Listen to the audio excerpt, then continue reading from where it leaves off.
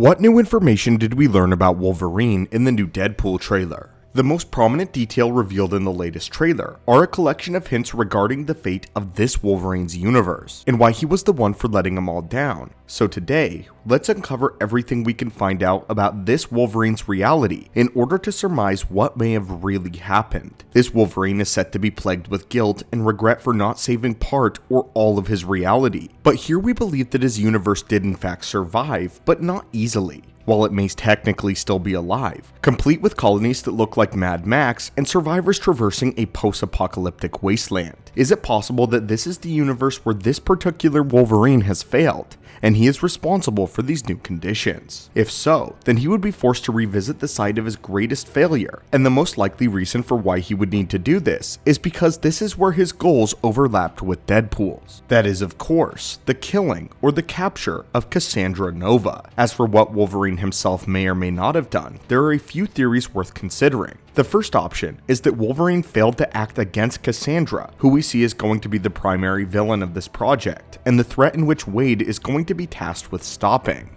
Whether or not this is true, it seems like the world is getting worse by the minute, and one key detail points to the imminent destruction of the entire timeline just being over the horizon. In the final shot of the trailer, we see Deadpool and Wolverine leaping into a sling ring portal, but in the background, there is an ominous storm cloud complete with streaks of purple lightning. This storm seems to bear a striking resemblance to Alioth the Usurper, who we first met in the Void at the end of time in Loki. And we know that Alioth is one of the only entities in the multiverse with the capability of eradicating entire universes alone. This is evidence that the annihilation of this universe is coming in waves, with Wolverine doing something to drastically weaken their safeguards by creating this apocalyptic environment, followed by the second phase, which could be the arrival of Alioth. We see that Deadpool is trying to recruit Wolverine because his own universe is in danger, but Wolverine elects to go along with this eventually, despite not holding a personal stake in this universe. So when Deadpool has to offer him something, and revenge is a fantastic motivator, we believe that Wolverine accepts. As for Deadpool's timeline, we know that his is also in imminent danger, and that these two heroes are fighting for the future of at least two realities, not one. It's important to remember that Wade himself is living on a patchwork timeline, a timeline that should not exist. He has used Cable's time travel device to repair parts of his reality, including saving Vanessa, executing his former self, and reviving several friends in the process. This level of tampering should not be allowed, and would almost certainly put his timeline in danger from threats of incursions or the TVA, which we know they do step in. We know that incursions occur when the barrier between universes becomes eroded, and constant multiversal tampering is one of the fastest ways to chip away at this veil. The predominant theory right now is that this particular version of Deadpool was plucked from the multiverse because of this tampering, and his universe may need the TVA's immediate intervention in order to save it.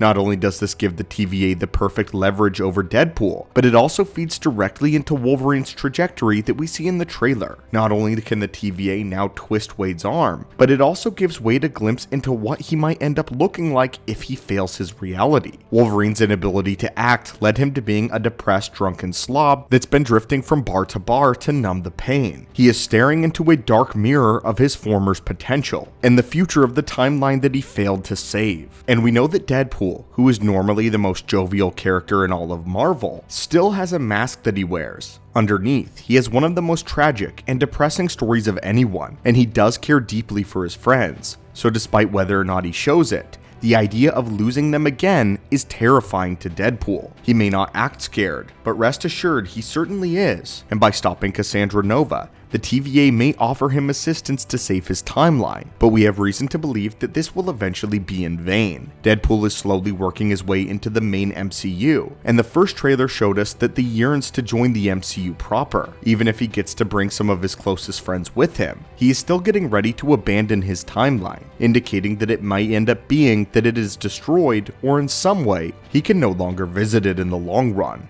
The presence of Alioth also marks a monumental shift in the multiverse, as this may be the first time in this age that he's been actively weaponized. In the first multiversal war, the variant who would become known as He Who Remains weaponized Alioth in order to restore the multiverse to one individual timeline. He did this with the intention of preventing any further variants of himself from being born, and by sacrificing a nigh limitless number of timelines, he was able to preserve this life in one reality. As of right now, we don't know what happened to Victor Timely after the events of Loki Season 2, only that he remained in the blast chamber while Loki reconstructed the multiverse. But a lot may have happened in this window, since Victor Timely is confirmed to be the past incarnation of the Kang who eventually becomes He Who Remains. He is the likeliest candidate to weaponize Alioth and begin destroying timelines to restore the sacred timeline, though this role could theoretically fall to any Kang. This might give us a long-awaited glimpse into Kang's affinity for ultimate, unrivaled conquest, delivering us a variant worthy of the Conqueror title. So far, Kang has been built up as the existential threat to the entirety of the multiverse, but no variants we've seen thus far have done any considerable damage. He Who Remains lived through his glory days, long before we ever met him, and we never got to see the fullest extent of his power. And then we have the Warrior King from Quantumania, who was restricted by his lack of resources, and was ultimately defeated, as Victor Timely had not yet grown into a fighter. Seeing a fully realized Kang could be interesting, but of course, everything right now is up in the air. What is interesting though, is if Alioth has been weaponized, this marks the beginning of the multiversal conflict, and someone is now wielding a weapon capable of destroying an entire universe. But anyway, my friends, what are your thoughts on this? What are your thoughts on the trailer for Deadpool and Wolverine? Why do you think Wolverine's home reality was destroyed? And what do you hope to see from Deadpool and Wolverine when it eventually hits theaters in July? As always, my friends, thank you so much for visiting our channel today. Smash that subscribe button to assemble and join our team,